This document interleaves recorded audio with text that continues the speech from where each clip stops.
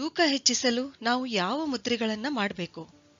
ಯಾವ ರೀತಿ ತೂಕ ಹೆಚ್ಚಾದ್ರೆ, ಬೊಜ್ಜು ಹೆಚ್ಚಾದ್ರೆ ನಮ್ಮ ದೇಹದಲ್ಲಿ ಅನೇಕ ಸಮಸ್ಯೆಗಳು ಉಂಟಾಗುತ್ತವೆಯೋ, ಹಾಗೆಯೇ ತೂಕ ಅತಿ ಕಡಿಮೆ ಇದ್ರೂ ಕೂಡ ಏನಂತಂದ್ರೆ ನಾವು ಅನೇಕ ಸಮಸ್ಯೆಗಳನ್ನು ಎದುರಿಸಬೇಕಾಗುತ್ತದೆ. ತೂಕ ಹೆಚ್ಚಿಸುವ ಯೋಗ ಮುದ್ರೆಗಳು ಯಾವುವು ಅಂತಂತಂದ್ರೆ ಪೃಥ್ವಿ ಮುದ್ರೆ, ಅದಿತಿ ಮುದ್ರೆ, ಪೃಥ್ವಿ ಸುರಭಿ ಮುದ್ರೆ. ನಮ್ಮ ದೇಹದಲ್ಲಿ ಮೂಳೆ, ಮಾಂಸ, ಚರ್ಮ, ನರನಾಡಿಗಳು, ಕೂದಲು ಇವೆಲ್ಲವನ್ನು ಪೃಥ್ವಿ ತತ್ವವು ಪ್ರತಿನಿಧಿಸುತ್ತದೆ.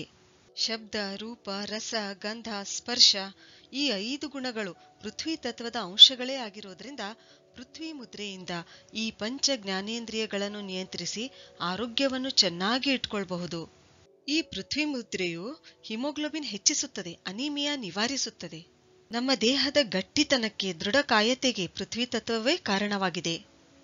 ಇದು ನಮ್ಮ ದೇಹದ ಸಾಮರ್ಥ್ಯ, ಓಜಸ್ಸು, ವೈಟಲ್ ಎನರ್ಜಿ ಅಂತ ಏನ್ ಹೇಳ್ತೀವಲ್ಲ, ಅದು ಬೆಳೆಸುತ್ತದೆ. ಪ್ರಫುಲ್ಲತೆ, ಸಹನೆ ಹೆಚ್ಚಿಸುತ್ತದೆ, ದೇಹದ ದುರ್ಬಲತೆ ನಿವಾರಿಸುತ್ತದೆ. ಪೃಥ್ವಿ ತತ್ವವು ಗಂಧ ಗುಣಕ್ಕೆ ಸಂಬಂಧಿಸಿದೆ ಮತ್ತು ತ್ರಿದೋಷಗಳಲ್ಲಿ ಕಫ ಗುಣಕ್ಕೆ ಸಂಬಂಧಿಸಿದೆ. ಆದ್ರಿಂದಲೇ ಪೃಥ್ವಿ ಮುದ್ರೆ ಮಾಡೋದ್ರಿಂದ ನಾವು ತೂಕ ಹೆಚ್ಚಿಸ್ಕೊಳ್ಬಹುದು, ವೇಟ್ ಗೇನ್ ಮಾಡಿಕೊಳ್ಬಹುದು. ಪೃಥ್ವಿ ಮುದ್ರೆ ಹೇಗ್ ಮಾಡ್ಬೇಕಂತಂದ್ರೆ ಪೃಥ್ವಿ ತತ್ವದ ಉಂಗುರು ಬೆರಳಿನ ತುದಿ ಅಗ್ನಿ ತತ್ವದ ಹೆಬ್ಬೆರಳಿನ ತುದಿಗೆ ಜೋಡಿಸ್ಬೇಕು. ಈಗೇನಾಗುತ್ತೆ, ಇದು ಪೃಥ್ವಿ ಮುದ್ರೆ ಆಗುತ್ತೆ. ದಿನಾಲು ಕನಿಷ್ಠ 45 ನಿಮಿಷವಾದ್ರೂ ನಾವು ಈ ಮುದ್ರೆ ಮಾಡಲೇಬೇಕು. ಒಂದು ವೇಳೆ ಒಂದೇ ಸಲ ಮಾಡಲು ಆಗದೇ ಇದ್ರೆ 15-15-15 ನಿಮಿಷದಂತೆ ನಾವು 3 ಸಲ ಈ ಮುದ್ರೆಯನ್ನ ಮಾಡಬಹುದು. ತೂಕ ಹೆಚ್ಚಿಸಿಕೊಳ್ಳಲು ಮಾಡಬಹುದಾದ ಮತ್ತೊಂದು ಅತ್ಯಂತ ಸರಳ ಮುದ್ರೆ ಅಂತಂದ್ರೆ ಅದಿತಿ ಮುದ್ರೆ. ಇದನ್ನ ಹೇಗ್ ಮಾಡ್ತೀವಿ? ಹೆಬ್ಬೆರಳಿನ ತುದಿಯನ್ನ ನಾವು ಉಂಗುರ ಬೆರಳಿನ ಬುಡಕ್ಕೆ ಇಲ್ಲಿ ಸ್ಪರ್ಶಿಸಬೇಕು.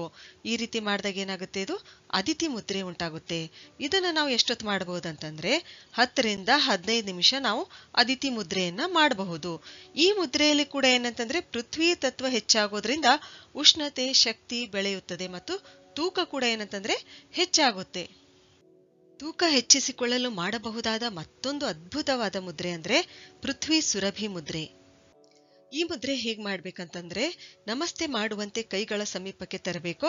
ಆಮೇಲೆ ಪರಸ್ಪರ ವಿರುದ್ಧ ಕೈಗಳ ತೋರ್ಬೆರಳು ಮತ್ತು ಮಧ್ಯದ ಬೆರಳು ತುದಿಗಳನ್ನ ಜೋಡಿಸ್ಕೋಬೇಕು. ಹಾಗೆಯೇ ಕಿರುಬೆರಳು ಮತ್ತು ಉಂಗುರು ಬೆರಳುಗಳ ತುದಿಗಳನ್ನ ಜೋಡಿಸ್ಕೋಬೇಕು. ಇದೇನಾಗುತ್ತೆ, ಇಲ್ಲಿ ಸುರಭಿ ಮುದ್ರೆ ಆಗುತ್ತೆ.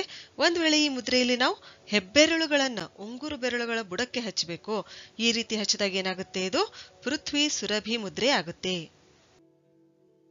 ಹೀಗೆ ಈ ಪೃಥ್ವಿ ಸುರಭಿ ಮುದ್ರೆ ಮಾಡೋದ್ರಿಂದ ದೇಹದ ಜಡತೆ, ಆಲಸ್ಯ ದೂರವಾಗುತ್ತದೆ, ಜೀರ್ಣಕ್ರಿಯೆ ಸುಧಾರಿಸುತ್ತದೆ.